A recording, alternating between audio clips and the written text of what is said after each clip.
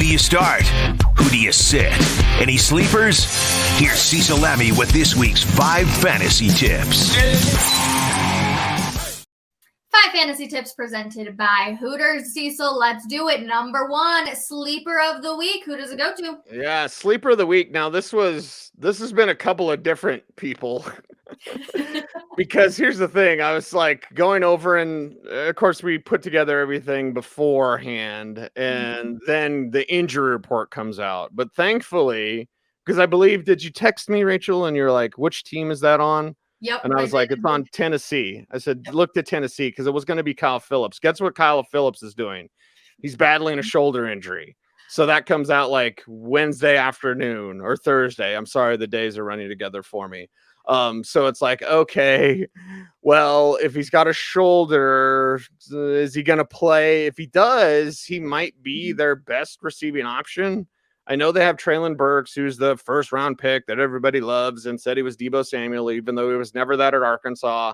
And we had probably one of the worst off seasons I've ever seen from a first round pick, with drops, with conditionings, with problems with his asthma. Like, there was just, Traylon Burks did not have, he had like one good catch in the preseason. Fans went nuts. Kyle Phillips got it done. So Kyle Phillips there, as long as he's healthy. If not, Dontrell Hilliard is there. By the way, guess what he's doing now? He's got a hamstring injury, didn't participate in practice on Thursday. So this is what you do, though. You work the waiver wire, because your draft is your first leg of the race. The waiver wire is the rest of the way. Guys like, I'll give you someone who's not with the Tennessee Titans. Guys like Richie James with the Giants. When you see these type of performances, the faster you can get a player like that, and the window, I always talk about windows, the longer your window will be. So if a guy like Richie James or Kyle Phillips or Dontrell Hilliard continue to perform for your fantasy team, you got them after week 1. So you have them from week 2 on, however long their window is going to be. You have a longer window because you got them earlier. So be ready. Be ready to pounce on these sleepers. Be ready to pounce on these players, and be ready to understand there is a new reality being built almost all the time, but mainly after week 1. Okay, moving on to fantasy tip number 2. We've got bug reveals week 1. Yeah, the bugs are out there, because week 1 is big reveals, and it's also like reinforcement or false positives. We'll get to that a little bit later. But you have to look at where the problems have been. We'll talk about the Houston Texans. Everyone thought Dameon Pierce would be like running back 1 value, and fantasy gyms, an excited bunch to be sure. Then Rex Burkhead led the way in terms of the touches from their backfield. It's almost like a Gordon Javonte thing, where it's like Javonte is the greatest, and like, okay, if you took him in the second round, you're probably disappointed, even though he had 11 catches, which again is bad play design. Like, you have these problems, you have these bugs that need to work out, and you have to see how they work out. Your preseason prediction can still be true. Javonte Williams could still lead the league in rushing. Things have to happen. Dameon Pierce with the Texans could still be that borderline RB1 for your fantasy team, but things have to happen along the way to change that, to get that forced into reality. So work out the bugs. Big reveals, bug reveals, doesn't matter. Work it out and see what you can get. But always be flexible with your fantasy lineup. Cecil, real quick, how many teams right now are running like a double back like the Broncos are? Because it feels like it's popping up more and more and more. Yes. And it was years ago. And Big Al told me, he's like, this league's becoming specialized. That's probably 15 years ago. And he said that. And it's like, you're going to be, you're a 3rd down back, you're a 2 down back, you're a goal line back. Like, so running back by committee, how many teams? Just off the top of my head, I'd say 20. It's probably more, honestly. Okay. All right. Tip number 3. Let's do it. False positives. Yes, you have to be careful of your false positives out there, because you know that it's a 1 week, 1 week thing. Week 1 always gives us this. For example, I would say with the Steelers defense, there's a false positive there, because the Bengals offensive line, even though they're brand new, they still can't protect Joe Burrow. So if you have the Steelers defense, yes, they're going to be aggressive. Now they lost TJ Watt, though. Good thing they have Malik Reed, but that's still a step down. But the false positive you get is that they're going to get 7 sacks every week. That's not the case because you had an opponent that just can't protect their quarterback. So because of that, you get the false positive and this false sense of security, like this is the way it's going to be. You get a false positive, perhaps, and I hope not, but perhaps with Saquon Barkley. Can he hold up to the workload that he had in week 1, going over 100 yards, looking like the Saquon Barkley that it was a rookie?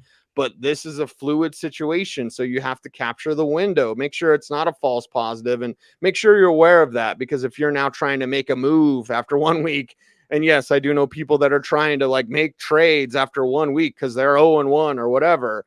You have to know, is that a false positive or is that something that could continue with Barkley? I think it's a false positive because he's a great talent. We already know that. That's easy. But his body has been broken for years. I don't know how that all of a sudden magically is healed and gives you a season long of great production. Could be wrong, but you always have to be aware of the false positives in week 1 because I've seen it a million times. Week 1, everyone, this is the way it's going to be. And that's not the way it is season long. All right, next up, we've got get more OJ. Yeah, I just talked about it. OJ Howard. Yeah, so get more OJ. It's OJ Howard. Now, there's a sell high take here that I wanted to work in as well, because in fantasy, you're always looking just like the stock market or cryptocurrency or whatever. Sorry, IRS. Like you're looking for that point where you're going to sell. You're going to dollar cost average and you're going to sell at that highest. OJ Howard's going to have a good game against the Broncos because the Broncos can't stop tight ends. Once he does, get rid of him. And that means for anything, because I had people ask me this week, like, hey, should I sell high on OJ Howard? And I said, wait, everybody hold, right? A hodl. Is that what we're talking about with the Shiba coin? But like a hodl, everybody to the moon after this week with OJ Howard. That's when you can sell him. So it's kind of a get more OJ. Yes, but it's also a tip to know that there's a proper time to sell. Again, windows. I think with OJ Howard, you had that flash in week 1. You're going to have a flash in week 2. That's your window. And then get out, sell, and get something else to strengthen a weakness on your fantasy team. It's unfortunate it comes against the Bronco. But our last CECIL'S Fantasy 5 tip is impending doom. Yeah, impending doom. You got to watch out for situations that don't look good for the long term. One, DeAndre Swift has not practiced. Now it's early Friday. He may practice today, but they called up Justin Jackson from their practice squad in Detroit. And Justin Jackson, a fine all-purpose runner. We mainly remember him from with the Chargers, but he's behind Jamal Williams, my buddy. From BYU. What's up, Jamal? Great player, great guy. And you saw that DeAndre Swift would get it to like the 1, and then Jamal Williams would punch it in for the touchdown with Detroit. And now Swift has an ankle injury. So you always say, okay, week 1 ankle injury. That's not good. Matthew Stafford can't throw against the Bills. Hey, it's the elbow. He didn't throw for 6 months. He's fine, everybody. He didn't look fine. Impending doom. Derrick Henry. It doesn't look the same. And it goes so fast. That's why I'm always for these players getting their money. Get the money, because it goes so fast in this league that it could just be done, and you could be done. So with the Derrick Henry, watch out, because that when it falls off for these guys, it falls off. I've seen it a million times. Players like, let's say, Marvin Harrison dominated for years. Then one day, Marvin Harrison just couldn't play. He just couldn't play. And so you're like, what happened? I'm not saying that's necessarily the case with Henry, but you are seeing signs of slowing down. Guy like Swift, it's just week 1. The guy already has injury history concerns. And now it's week 1. He's hurt. And he's not practicing. And they've got good backs behind him. So it's like, okay, watch out. Have your antenna up for impending doom for your fantasy team. And again, be fluid. Be ready to make a move, because you had Swift. He had a really good week 1. He might not even play week 2.